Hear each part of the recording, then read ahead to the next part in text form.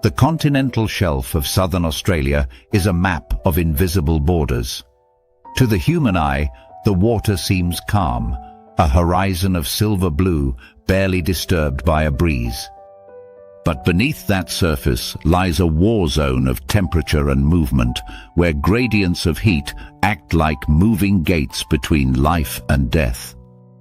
The great white shark, Carcharodon carcharias, is an architect of this frontier. It hunts not through chaos, but by reading physics itself, exploiting a shifting line where warm and cold currents collide. At that edge, the ocean becomes an instrument, and the shark the conductor. The great white is built for long-distance efficiency.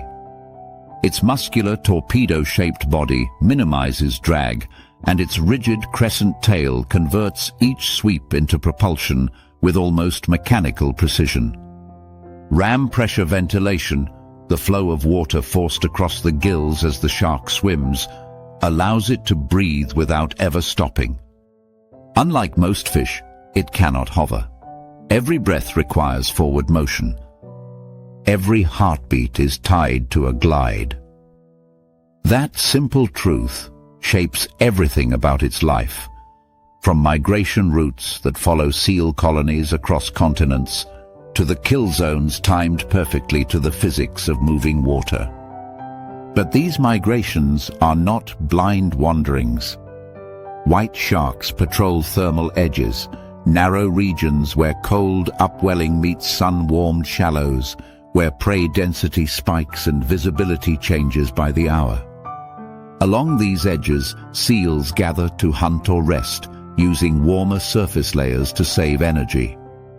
The sharks follow, exploiting a narrow window when physics and biology align. When warm-blooded seals slow their dives through cold layers, their heat plumes visible as gradients even a satellite can trace. To a shark's electrosensory system, the ampullae of Lorenzini lining its snout, those gradients may map as electrical differentials, tiny voltage shifts written across the water's skin. From below, the shark sees silhouettes against light. Its counter-shaded body, pale beneath, slate-grey above, dissolves into both abyss and surface. It swims in what biologists call a yo-yo pattern, rising and falling through the thermocline, testing layers, feeling for resistance changes that hint at prey. Sensors placed along its flanks record abrupt accelerations that last only seconds but reach over 50 kilometers per hour, bursts of kinetic perfection. The shark ascends like a torpedo, mouth closed until the last instant, jaw unlocked in a hydraulic flare that releases hundreds of serrated teeth into the target zone. Most strikes are over in less than 2 seconds. The body of the seal is lifted clear of the water by the force of impact alone. Researchers studying South Australia's Neptune Islands or California's Farallon Archipelago track these hunts using tagged seals and temperature maps from satellites. What they find is consistent. The highest strike frequencies occur not at random, but during hours when surface temperatures differ by more than 2 degrees Celsius between nearshore and offshore zones. These thermal boundaries concentrate plankton and fish, which concentrate seals, which draw the sharks. But more subtly, they create optical and density barriers, thin walls of distortion where the light bends and sound refracts. The seal's sonar of survival, its own awareness of approaching threats, blurs in that gradient. The shark's dark shape merges with the shadow of the thermocline itself. Thermoregulation is the great white's hidden weapon. Unlike most fish, it is partially endothermic, a physiological luxury powered by a heat exchange system called the rete mirabile. Muscles generate heat during movement, and instead of losing it, the shark retains and circulates it through arterial networks, maintaining internal temperatures as much as 10 to 15 degrees warmer than the surrounding sea. In the cold, upwelling waters near the shelf edge, that warmth keeps its brain and eyes sharp, its reflexes immediate. It can strike with precision in environments where its prey, slowed by chill, reacts a heartbeat too late. In effect, the shark lives in both oceans at once, the cold world outside and the warm, insulated one within. Each kill site, mapped over years, reveals patterns that look eerily like timing codes. White sharks seem to test these edges daily, adjusting depth with the tide and sunlight angle. At dawn and dusk, when the temperature difference between surface and subsurface is strongest, their attacks peak. In full daylight, the advantage fades. In darkness, navigation becomes less certain. There is a rhythm to these raids, an ecological heartbeat synchronized to solar input and current flow. Some scientists call them thermal edge raids, short bursts of predation that follow the physics of water rather than the whims of hunger. Underwater cameras at seal haulouts show what those few seconds look like. Shadows glide through murky green. The sunlight fractures in surface ripples. Then, a column of white bubbles erupts as a shark launches upward. The aftermath is brief, a single bite, a whirl of red, and then silence. Yet from that silence, researchers extract data, temperature, angle, acceleration, and trace the hidden geometry of a kill. The numbers form patterns. The shark is not guessing. It's calculating. Even the coastline itself seems shaped around this dance. The cold southern ocean pushes northward in narrow tongues, the Bonny upwelling, the Leeuwin currents eddies, each creating miniature thermal fronts that pulse with life. For seals, these are feeding zones. For sharks, they are doors that open and close according to invisible physics. Miss the timing, and the seal moves to safer shallows. Catch it right, and the shark earns a high-calorie meal that sustains weeks of fasting across open ocean. Evolution favors precision, not persistence. What is remarkable is how universal this strategy is across distant populations. Great whites off California, South Africa, and South Australia all exhibit the same thermal edge behavior despite distinct local ecologies. It suggests something deeper than learned response, an ancient pattern wired into their biology. Across millions of years, as climates shifted and coastlines reformed, the predator adapted not by changing form, but by syncing with the planet's gradients. In a sense, it hunts the Earth's physics itself, reading temperature, salinity, and current as cues in a vast, moving script. To watch one breach the surface is to see a perfect confluence of chemistry and motion. The warm body exits cold water in a burst of vapor and foam, muscles rippling under sunlight, droplets flashing like molten metal before falling back into blue. What looks like chaos is precision, a strike executed at the only moment when light, temperature, and prey alignment intersect. It is not aggression for its own sake. It is optimization, an equation solved in muscle and heat. And so the question stands, do hot, cold edges open hunting doors? The answer lies not just in the physics of the ocean, but in the design of the animal that reads it. The great white shark is a barometer of temperature in motion, an apex predator that listens to the planet's breath, waiting for the moment when the boundary between warm and cold becomes a corridor of opportunity. When that invisible door opens, it does not hesitate. It crosses, not by sight, but by the logic of survival refined through eons of tide and blood. The Australian interior is a landscape made of distance. From horizon to horizon stretch ochre plains, sparse mulga scrub, and the shimmer of heat mirages that blur sky and soil into one. Life here survives by efficiency, by making motion cost less than stillness. And no creature embodies that principle more completely than the kangaroo. To the human eye, its bounding gait looks like a spectacle of power, immense legs hurling the animal across open space in defiance of gravity. But under that display is a mathematical miracle of biomechanics, a system so finely tuned that the faster a kangaroo moves, the less energy it spends per meter. It is the only large mammal on Earth for whom speed is free. Across the red center, a mob of red kangaroos travels toward a distant patch of rain-fed grass. They cover kilometers with a rhythm that seems effortless, their forelimbs tucked like small instruments beneath the chest, the great tails swinging as a stabilizing pendulum. Each leap is a controlled explosion, yet their breathing stays slow, almost calm. Force plate studies in controlled settings reveal the secret.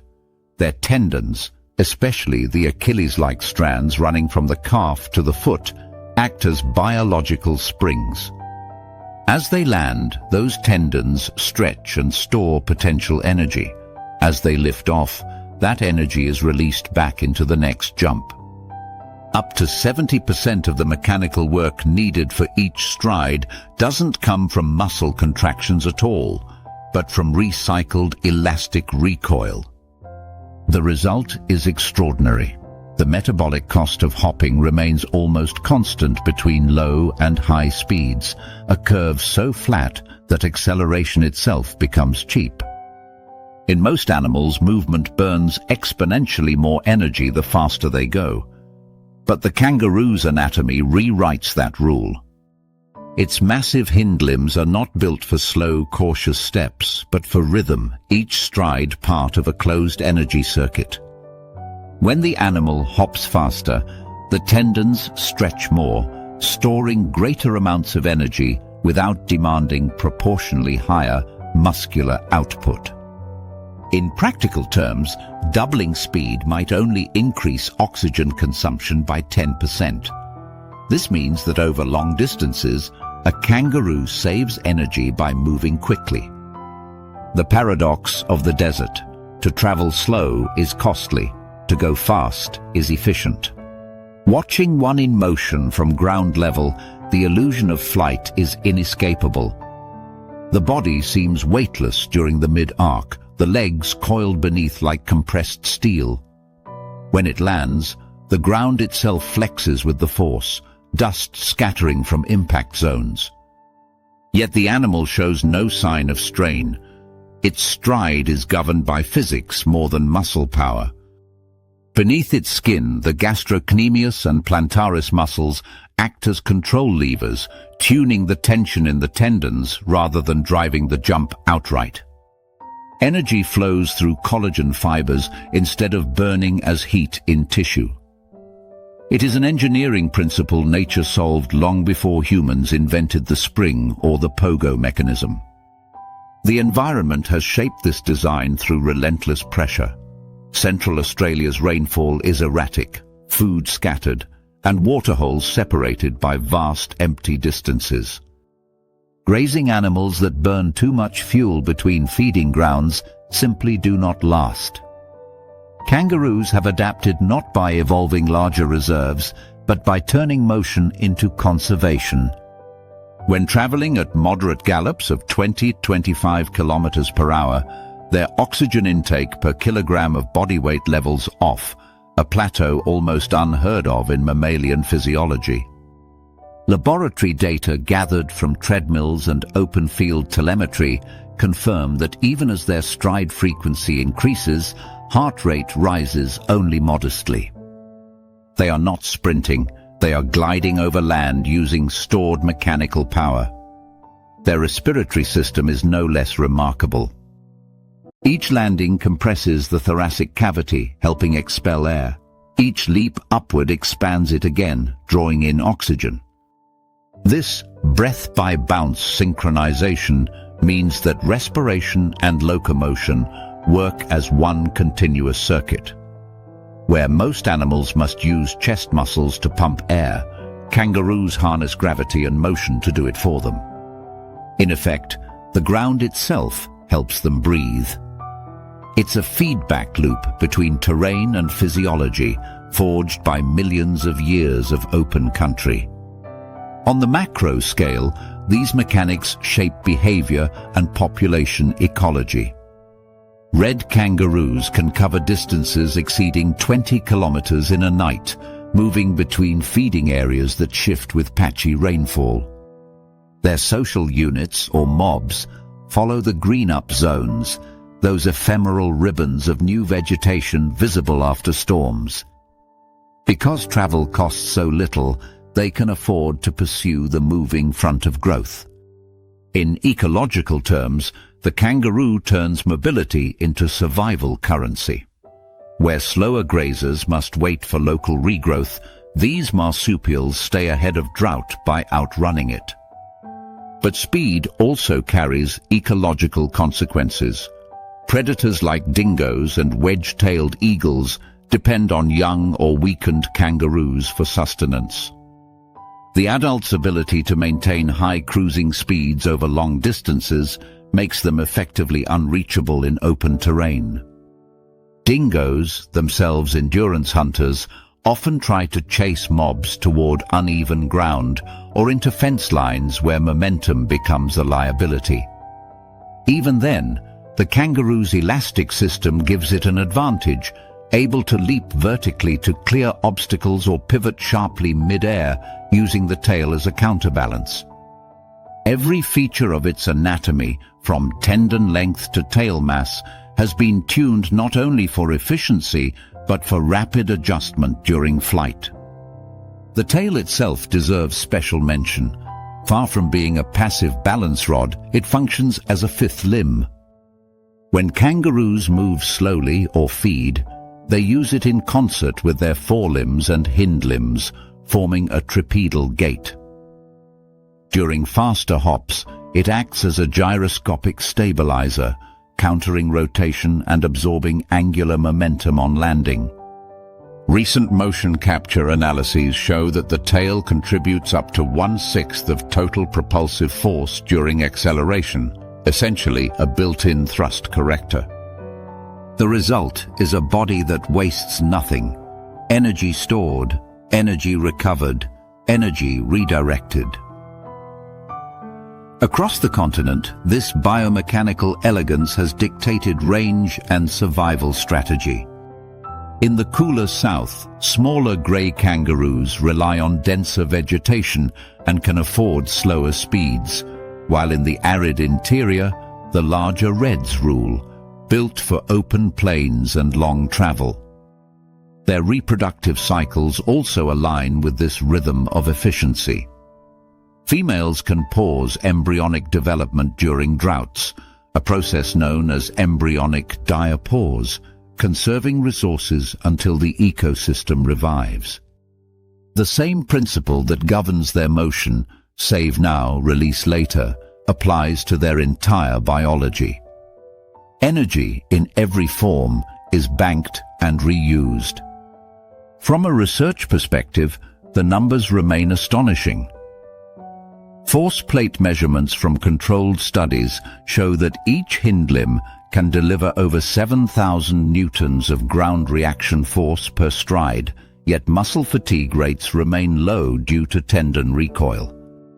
Cost of transport curves flatten between 10 and 25 kilometers per hour, an interval where metabolic efficiency peaks. Beyond that speed, air resistance begins to erode the gain, but even then, energy use rises more slowly than in almost any other large mammal. In engineering terms, the kangaroo is a perpetual motion compromise, an animal designed to hover just below the laws of diminishing returns. In a warming and drying climate, this design takes on renewed meaning. Satellite data tracking kangaroo migrations suggest that their distribution zones shift in tandem with rainfall anomalies, not constrained by distance, but by forage availability.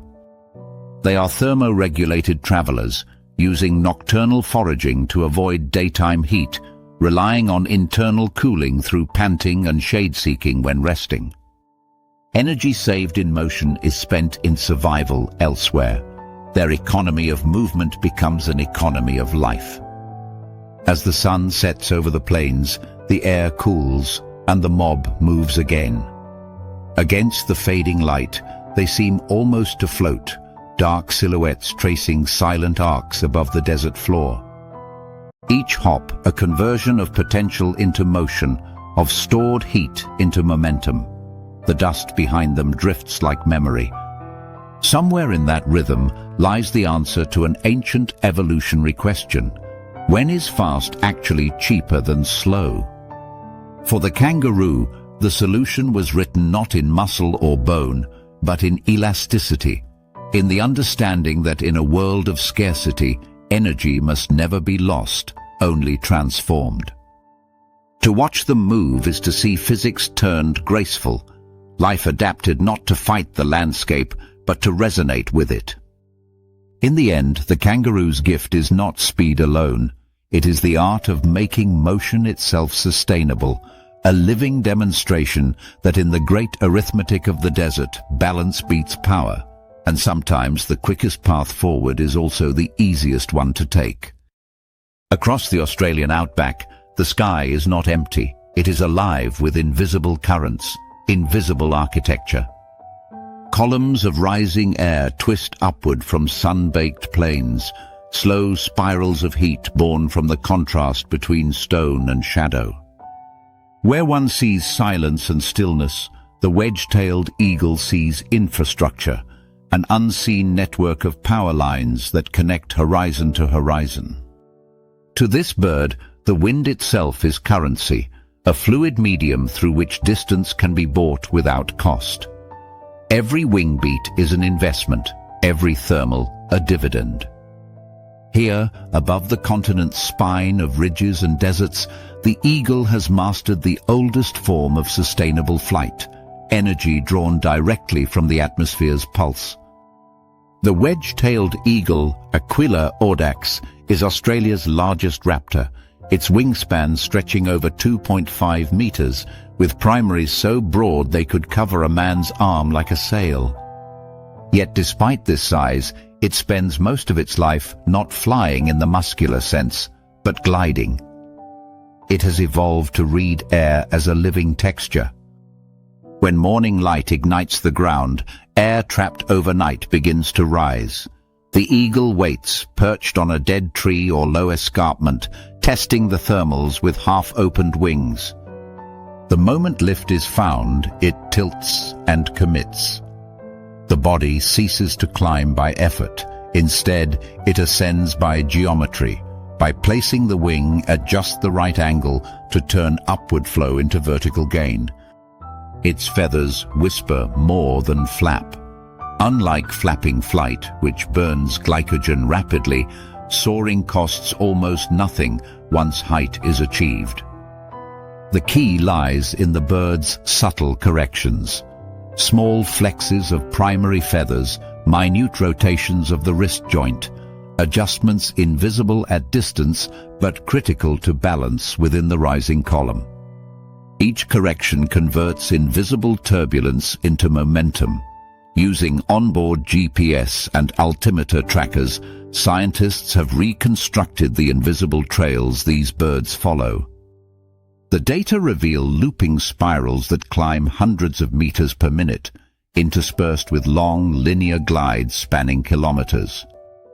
Their energy expenditure over such journeys, sometimes exceeding 150 kilometers a day, remains astonishingly low, rivaling that of a resting mammal of similar mass. The eagle's relationship with air is intimate, learned, and deeply cognitive. Juveniles spend months following parents through thermals, observing how to spot shimmering heat haze, how to trace a hawk moth's upward drift, how to feel the faint tug of rising air through the contour feathers along the wing's leading edge.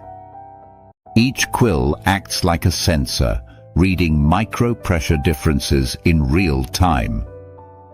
Through these inputs, the bird forms a three-dimensional map of invisible topography, a mental windscape. It is not flying through space. It is surfing a shifting ocean of lift and sink. In the dry season, when the sun beats down on red earth and spinifex, the eagle rides towering thermals that can rise over 2,000 meters. But in cooler months or during dawn and dusk when the ground heat fades, the bird shifts strategies. It turns to what researchers call gust surfing, using low-level, transient uplifts formed by terrain features, the heated slope of a rock face, the upward roll of wind over a dune crest, even the convective shimmer above a road. At these scales, lift is subtle, measured in centimeters per second. Yet to a bird of this sensitivity, it's enough. The eagle can hover at near zero ground speed, adjusting continuously to tiny surges of air, staying suspended with virtually no muscle input. High-speed videography shows tail and primaries twitching in micro-movements, like the control surfaces of an aircraft stabilizer. It is here, just tens of meters above the ground, that the wedge-tailed eagle performs one of its most striking feats: ground hover hunting. Over open plains, it positions itself over rabbits or carrion, holding station as if locked in invisible hands. In these moments, it is both motionless and in motion, balanced perfectly between lift and gravity. Even in crosswinds, it maintains a fixed hover by adjusting the banking angle, converting side gusts into rotational energy. The process is so refined that onboard accelerometers record heart rates barely above resting. The bird is, effectively, motionless in effort while suspended in air. To quantify this phenomenon, biologists have paired GPS telemetry with meteorological models. Their findings reveal that an eagle's choice of flight path is not random. It aligns precisely with the fine-scale structure of thermals mapped from satellite data. The bird's track often corresponds to lines where temperature gradients meet terrain elevation, the invisible seams where air begins to climb. By surfing these lines, the eagle can travel hundreds of kilometers on less than the energetic equivalent of a single mouse. In a biome where resources are scarce and carrion patches unpredictable, this efficiency defines survival. From a physical standpoint, soaring flight converts potential energy into distance. Every meter of altitude becomes stored fuel. The eagle's flight muscles, while powerful, are proportionally smaller than in flapping birds of similar size. Less emphasis on brute force, more on control and endurance. A dense network of red muscle fibers supports slow oxidative metabolism, ideal for sustained posture rather than rapid bursts.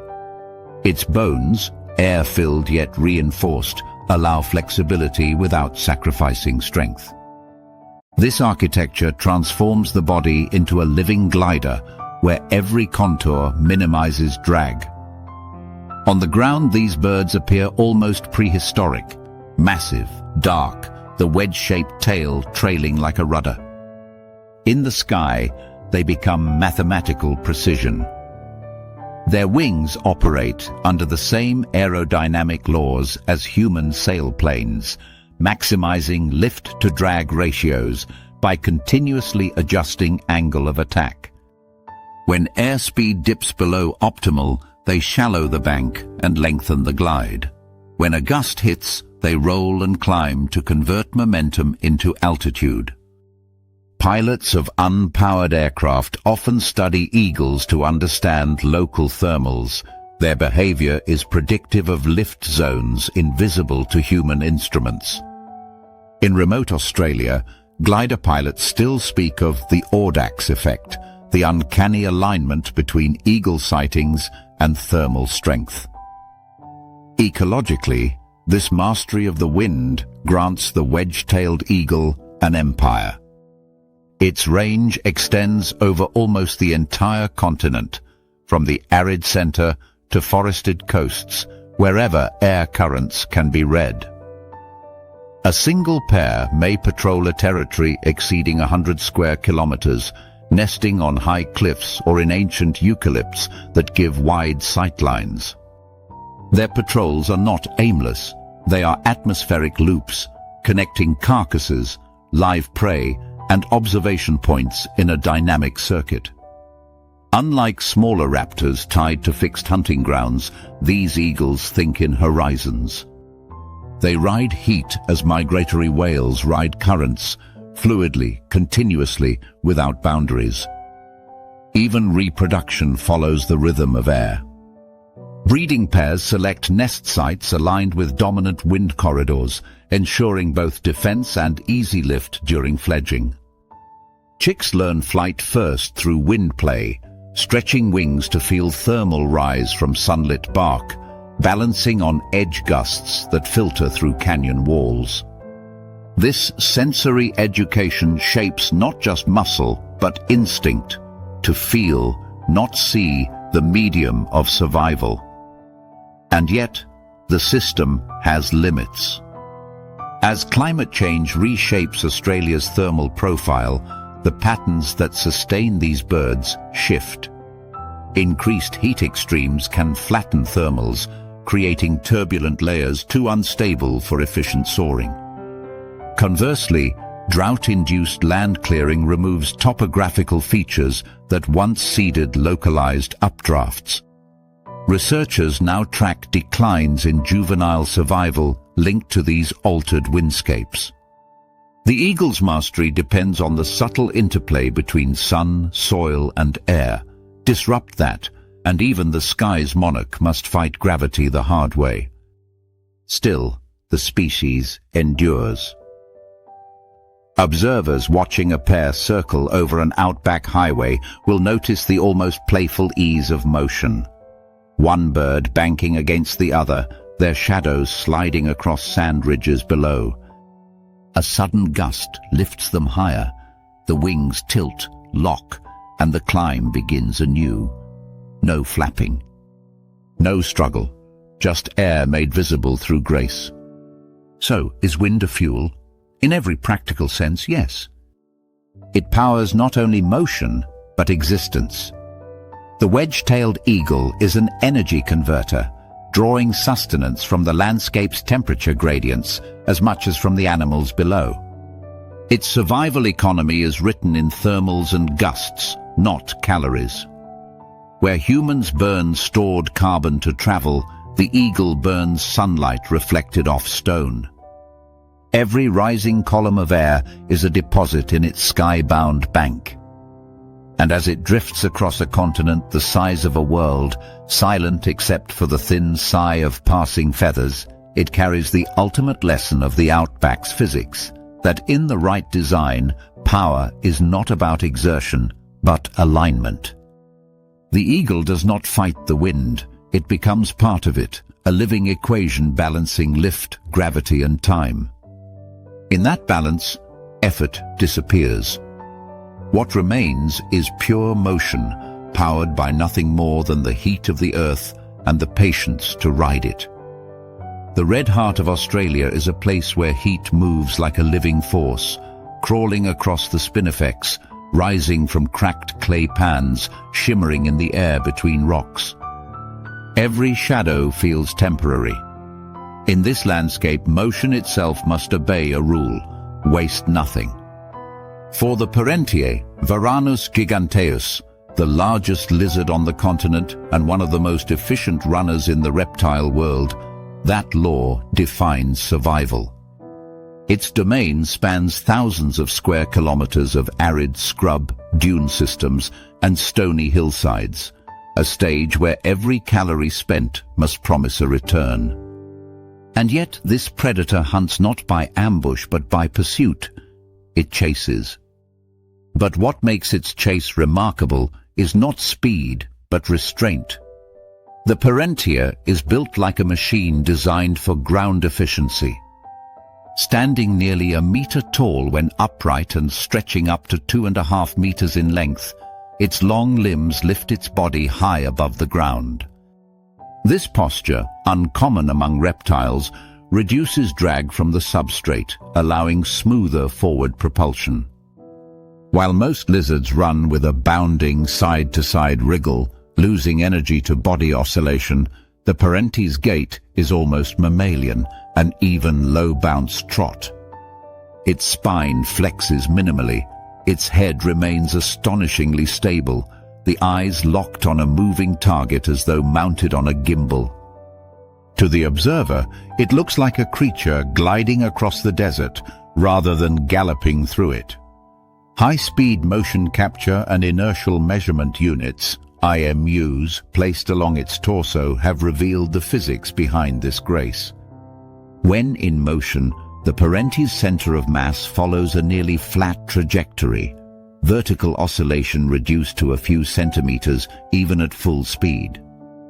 In contrast, a bounding mammal like a kangaroo might see its body rise and fall tens of centimeters with each stride. That lack of vertical movement is the secret to endurance. Each bounce, each unnecessary lift, costs energy.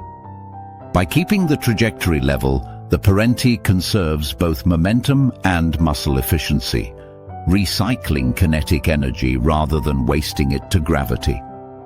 Its muscles, too, are tuned to this economy. While many reptiles rely heavily on anaerobic bursts, rapid acceleration followed by quick exhaustion, the perentie's muscle fibers show a rare distribution, a higher proportion of oxidative, slow-twitch fibers capable of sustained aerobic output. This is unusual for a reptile and aligns it closer to endurance-adapted mammals. Studies of oxygen consumption during treadmill trials show that for its mass, the perentie can maintain moderate speed chases for minutes rather than seconds. This endurance is crucial when stalking agile prey like rabbits, goannas, or smaller monitors that dart between cover. In the field, its hunts are almost cinematic. The lizard patrols dry creek beds and dune corridors with a steady rhythm. Not a sprint, but a confident, ground-eating pace. Its tongue flicks continuously, sampling air currents for scent molecules. The forked tip acts like a radar antenna, mapping the invisible chemical landscape. When it locks onto a trail, perhaps the musk of a wallaby carcass or the dust scent of a fleeing hare, the body lowers fractionally, stride frequency increases, and the chase begins. What follows is not a frantic rush, but a demonstration of calculated endurance. The perentie's speed, around 10 to 12 kilometers per hour, is not blistering, but it doesn't need to be. It simply keeps moving, relentlessly, without fatigue, while its prey tires in the heat. Heat, in fact, is both ally and enemy. Like all reptiles, the perentie's performance depends on body temperature. Early morning finds it sluggish, basking on rock slabs to reach the thermal zone of 35 to 38 degrees that primes its muscles for efficiency. Within that range, muscle contraction becomes elastic, fibers storing and releasing energy like coiled springs. This biological fine-tuning allows its tendons to act as shock absorbers, smoothing each stride. Too cold and enzymes slow, too hot and protein function falters. The perentie has mastered the microclimate, choosing shaded patches and wind-facing slopes to regulate itself during pursuit. Researchers fitting body temperature sensors note precise thermal modulation. As the chase begins, internal temperature rises by about 1 degree, reaching peak aerobic output, then plateaus, a living thermostat adjusting for maximal economy. From above, the pattern of a perentie chase looks like a sinuous, deliberate wave, each turn anticipating cover, each sprint avoiding overexertion. Drones tracking individuals show a consistent pattern. 30-second bursts followed by 10-second glides or slow trots. This intermittent pacing mirrors the gait strategies of endurance mammals like wolves or cheetahs at low gear, suggesting convergent evolution toward an optimized energy budget for open-ground pursuit. The perentie's movement economy, measured as energy per distance, the cost of transport, is among the lowest recorded for large lizards, rivaling even small mammals of similar mass. The skeletal mechanics further explain this efficiency. The perentie's limbs are long and columnar, joint angles shallow, allowing force to transfer directly downward rather than dissipating laterally.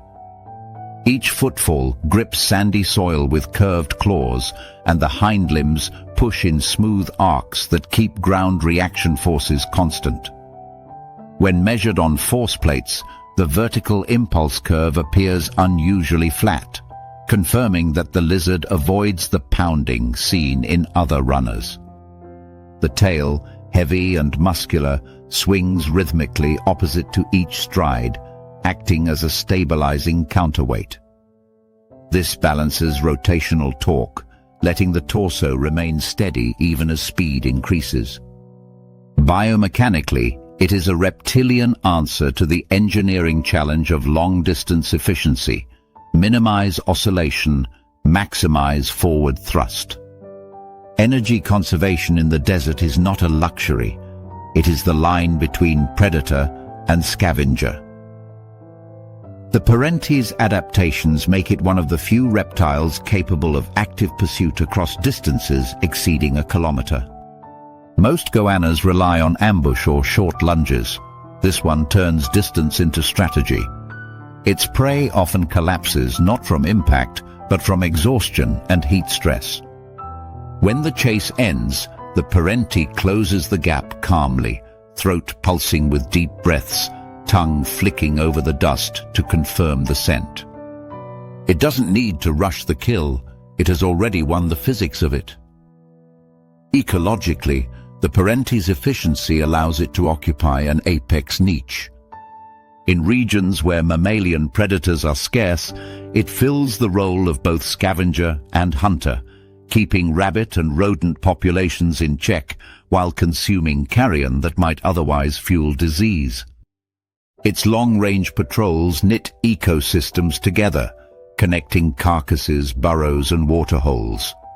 GPS tracking of tagged individuals shows overlapping networks of routes that follow terrain features like dune crests or dry gullies, paths that correspond almost perfectly with areas of minimal energy cost.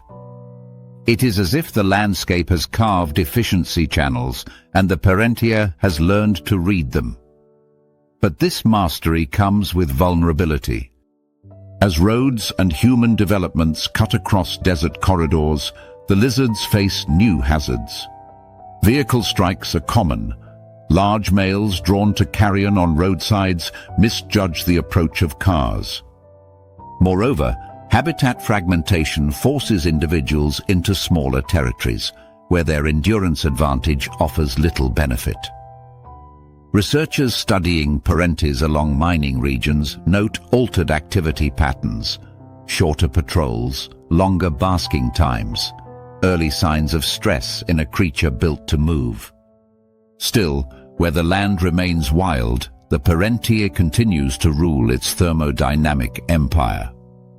To watch one trot across the spinifex plain is to witness the logic of motion stripped to its essence. Dust swirls around its ankles, sunlight glints off overlapping scales arranged like armor plates. Every stride lands softly, the neck level, the tail swinging like a metronome. There is no drama, just efficiency rendered visible. In that measured rhythm lies an answer to one of evolution's hardest questions: how to chase without breaking the bank. To keep a chase cheap, you must make every movement pay for itself. The perentie achieves this not by being the fastest, but by being the most precise, balancing gravity, friction, and momentum until the desert's resistance becomes an ally. it is a master of controlled persistence, a reptile that turns the mechanics of efficiency into the art of survival. In a landscape where heat punishes excess and stillness invites death, the perentie moves through its element like a living equation, proof that sometimes the smartest way to run is to never let the body rise or fall more than it must. Night in the Australian wet tropics begins not with darkness, but with condensation. Warm air rises from the forest floor, colliding with cooler layers above, and the world turns liquid. Every leaf, every twig, every surface filmed with microscopic beads of water. The light fades, the temperature drops, and the humidity climbs past 90%. To most creatures, this brings discomfort, a heaviness, a slipperiness, a sense that everything resists traction. But for one small inhabitant of this dripping cathedral, it is the opposite. The tree frog awakens precisely because the air has thickened.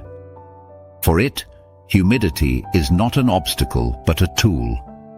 When the atmosphere crosses a certain threshold, its world expands vertically. The forest ceases to be a maze of surfaces and becomes a three-dimensional highway of glass and bark. The air itself, dense, moist and charged, becomes the first rung of an invisible ladder. A green tree frog, Litoria caerulea, still glossy from its daytime rest, emerges from the shelter of a curled banana leaf. It blinks, inflating its throat once, testing the air. The dew point has arrived. Across its toes, each pad swells slightly, drawing moisture from the environment. Beneath those pads lies one of the most sophisticated adhesive systems in the animal kingdom, a combination of chemistry, physics, and microstructure that allows the frog to cling upside down on glass even while drenched. Each pad is covered in hexagonal epithelial cells separated by microscopic grooves. These grooves trap a thin layer of fluid, forming what physicists call capillary adhesion. Water acts as a molecular bridge, holding the pad to the surface through surface tension and viscous forces. The effect depends on a precise humidity window. Too dry, and the fluid film evaporates, breaking the bond.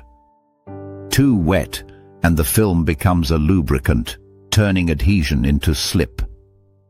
But at just the right balance, around 85 to 95% relative humidity, the grip becomes perfect. Field studies using high-speed cameras and force sensors have revealed the precision of this control. As the frog climbs a smooth vertical plane, tiny muscles in each toe pad contract rhythmically, renewing fluid distribution, optimizing pressure. Each pad can produce a shear adhesive force several times the animal's body weight, and the frog cycles them in a walking pattern so that at least 3 are always locked while one releases. When humidity drops, these contractions change. Secretion glands beneath the skin add their own moisture, effectively fine-tuning the microclimate under each toe. In a way, the frog carries its own weather with it. But humidity doesn't only control adhesion, it controls movement strategy. In drier air, the frog remains low, conserving moisture and avoiding risky leaps. When the air thickens with night humidity, the entire behavioral script changes. Sensors placed in rainforest canopies record a surge of vertical movement during high humidity hours. Frogs that spent the day hiding at ground level now ascend 30 meters or more into the canopy. This is the humidity lock, a physical threshold that unlocks access to food, mates and safety, not through will, but through atmospheric chemistry. To the camera's eye, a humidity-locked frog in motion seems supernatural. It moves with no visible effort. A brief coiling of legs, a silent jump, a soft landing that barely disturbs the surface. Each leap is a calculation, factoring not just distance, but dew. The frog tests each surface mid-jump with outstretched limbs, microscopic sensors in its skin, likely nerve endings adapted to detect film thickness, register whether the next leaf lies inside the adhesion zone. Where humidity fades, so does confidence. Leaps shorten, postures flatten. In laboratory jump tests, scientists discovered a striking pattern. Frogs at optimal humidity achieve jump distances nearly twice as long as those in dry conditions, not because muscles are stronger, but because their landings stick. At low humidity, half the jumps end in slips. At high humidity, almost none. This environmental control extends to predator evasion. During the wet season, tree snakes and geckos also take to the canopy, relying on stealth and surface grip. The frog's humidity dependence means that it moves most actively when the air itself favors adhesion for all climbers, intensifying the competition. Yet its specialization lies not in brute force, but in timing. Its skin maintains a microfilm balance longer than its competitors. Seconds matter when fleeing a snake's strike. Some species can even manipulate local humidity directly. By pressing their bellies to wet bark and briefly pausing, they raise the vapor layer around their pads, restoring grip mid-climb. This feedback loop, air to pad, pad to air, turns the frog into both a user and a modulator of its environment. Under UV light, the frog's skin reveals another secret: microsecretion pores that glisten like dew-covered crystals. These secrete a glycoprotein solution, sticky, elastic, and resistant to dilution. In high humidity, this secretion spreads evenly, reinforcing the water layer between pad and substrate. The result is a dual system: biological glue assisted by physical suction, tuned automatically to environmental moisture. Engineers studying biomimetic adhesives have replicated this system in synthetic polymers, designing climbing robots that can adhere to wet glass using the same humidity-activated mechanism. The inspiration comes directly from these night dwellers, whose evolutionary refinement of wet adhesion rivals human engineering. The role of humidity extends beyond mechanics into ecology. For the frog, the humid window defines the boundary between opportunity and risk. When the forest air dries below 70%, its skin, vital for respiration, begins to desiccate. Metabolism slows. The frog retreats to shaded refuges or water pockets in bromeliads. But when air saturates, respiration through the skin improves dramatically, and the animal's aerobic capacity spikes. Oxygen diffuses more efficiently through moist skin, feeding the muscles that power those elastic jumps. Thus, humidity not only fuels adhesion, but metabolism itself. The night's moisture becomes both ladder and lung. This system makes the frog a sensitive barometer of climate change. In regions where nightly humidity patterns shift due to deforestation or altered rainfall, frogs begin to vanish from upper canopy zones. Their jump routes, the invisible networks of surfaces navigable at certain humidity levels, collapse. Researchers mapping these trajectories with environmental sensors describe them as transient roads that appear only under specific atmospheric conditions. The air must be right, or the highway disappears. A fall from 10 meters is fatal for a creature that weighs only a few grams, and so behavioral plasticity is limited. In dry nights, the frog stays grounded, but grounded life exposes it to terrestrial predators, leading to population declines where humidity stability is lost. And yet, in stable rainforest cores, the system endures beautifully. As midnight thickens, the forest vibrates with sound, trills, croaks, the percussion of droplets striking leaves. Within this chorus, countless green and brown forms move unseen, scaling bark, bridging gaps, vanishing into dripping foliage. Every jump is an experiment in atmospheric physics. The frogs rely on a variable that can't be seen or touched, only felt through the resistance of air and the texture beneath their pads. Their world exists within a narrow climatic corridor, and within that corridor they reign, masters of adhesion, sculptors of motion. To the human mind, it's tempting to think of climbing as a matter of muscle or will. But in the rainforest, success depends on reading what the air is willing to offer. The tree frog's mastery lies in this relationship. It doesn't fight humidity, it partners with it. Every ascent is a negotiation between physiology and weather, a quiet dialogue written in water molecules. When the air thickens, it climbs as though gravity has loosened its grip. When the air dries, it waits, patient as stone. So, can air turn into a ladder? For the tree frog, the answer is yes, but only when the air itself decides to help. Its world is built not of solid surfaces, but of fleeting conditions. The ladder exists for only a few hours each night, invisible yet perfectly real.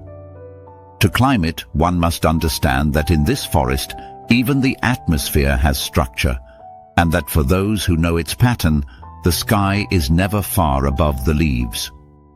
Morning arrives not as light, but as temperature. In the Australian bush, the first rays of sun spread low across the soil, painting every termite, mound, rock and trunk with slow-moving warmth. The land wakes in gradients, not moments, and for the goanna, Varanus varius, or one of its close cousins, those gradients decide everything. The lizard's world runs on heat, motion, digestion, alertness and aggression, all keyed to a body temperature that rises with the day. To the untrained eye, the goanna's stillness in the early morning looks lazy, but it is, in truth, calibration. Every degree of warmth brings another system online. Within its blood, enzymes begin to turn faster, muscles contract more cleanly, and vision sharpens.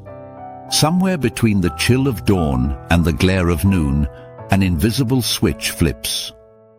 The goanna's idle hum turns into a roar. On the ground, the lizard appears prehistoric, a thick, muscular form patterned in charcoal and ochre, skin overlaid with fine, bead-like scales that shimmer faintly when sunlight strikes at the right angle. Its head, long and wedge-shaped, tilts from side to side as the forked tongue flicks in and out, tasting air for scent molecules. But movement remains measured. It is not yet fully alive in its own terms. Embedded telemetry tags inside the muscles of wild individuals reveal a precise pattern. At body temperatures below 30 degrees, muscle output is limited, the stride short, tail movements heavy and slow. But as body temperature rises past 33, then 35 degrees, acceleration increases exponentially. By 37 degrees, the goanna's physiology enters what researchers call high gear, a threshold where performance, metabolic rate, and neural coordination align for peak output. This isn't metaphor. It is a mechanical truth written into its blood chemistry. Every enzyme reaction rate doubles or triples with a small thermal increase, propelling the animal into a new biomechanical state. Thermal gearing is the essence of its design.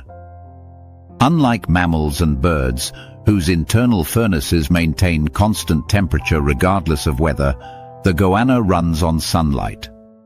It is a living solar machine, using the planet's energy flow directly to power muscle. And because the desert or woodland heat rises predictably, The lizard's daily rhythm follows a precise sequence. At dawn, it spreads flat to maximize surface area, soaking up radiation through dark scales that act like heat absorbers.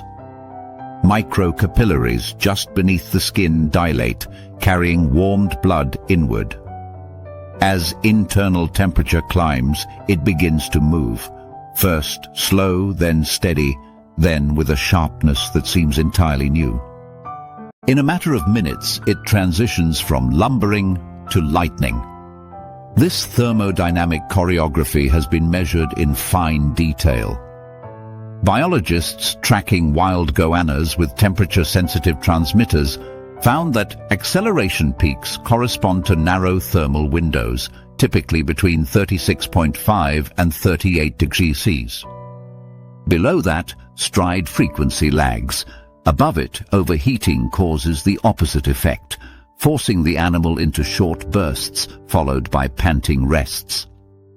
It is, quite literally, a gear system governed by physics.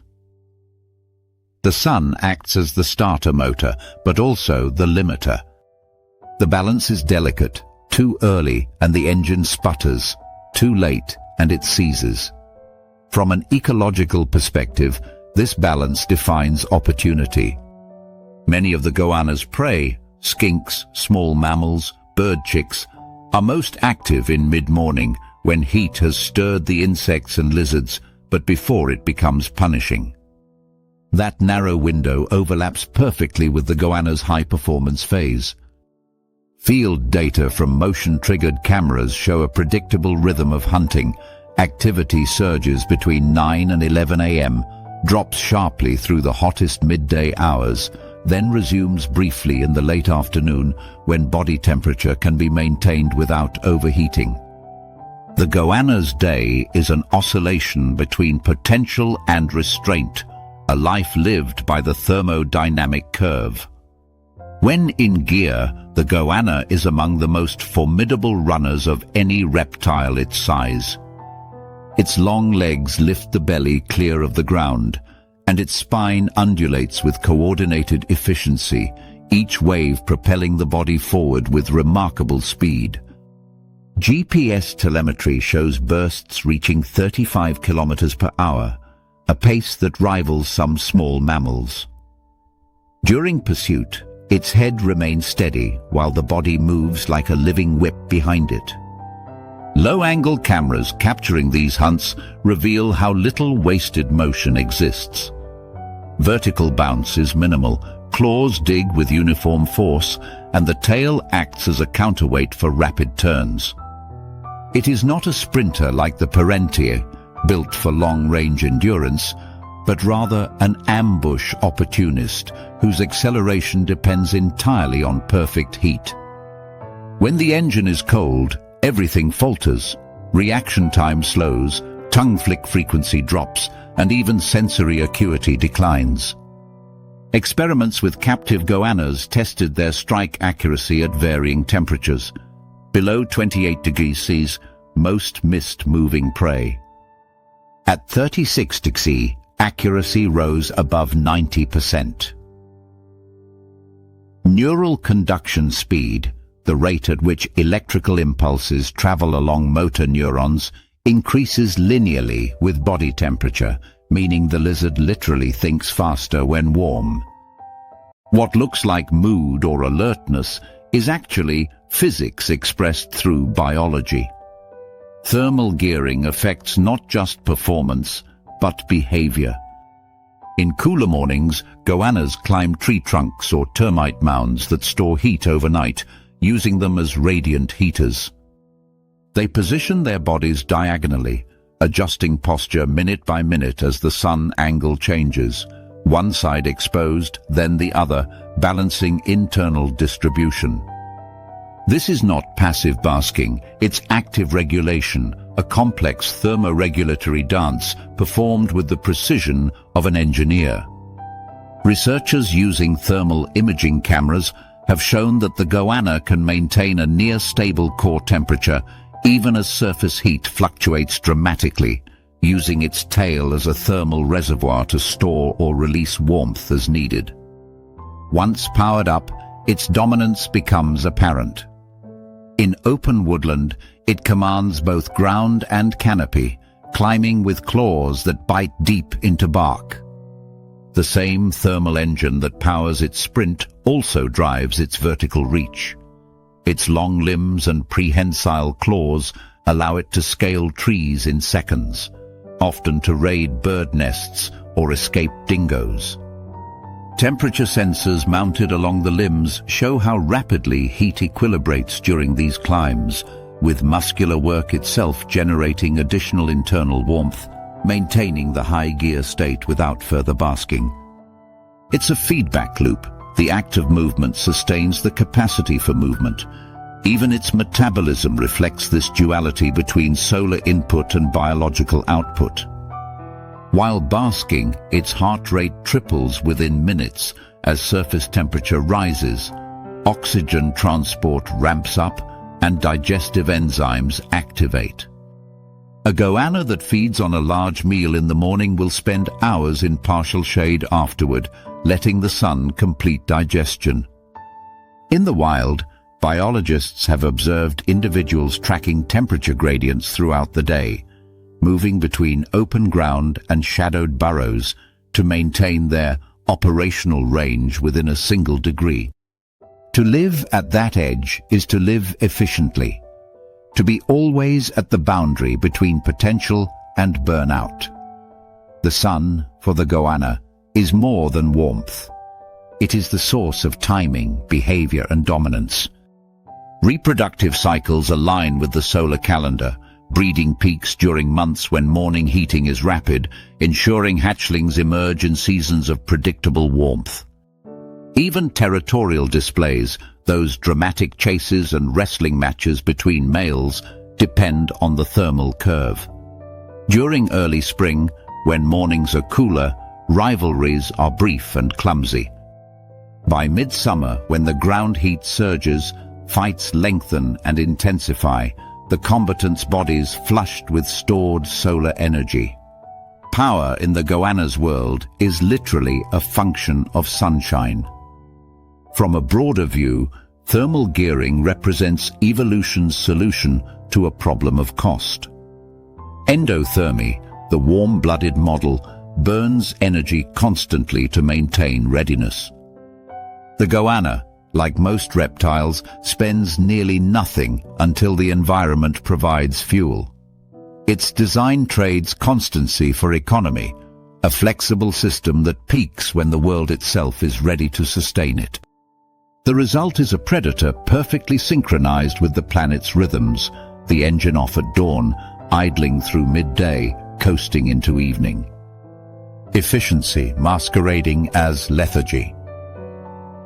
By late afternoon, when the first shadows stretch long and the soil begins to cool, the goanna's movements slow again.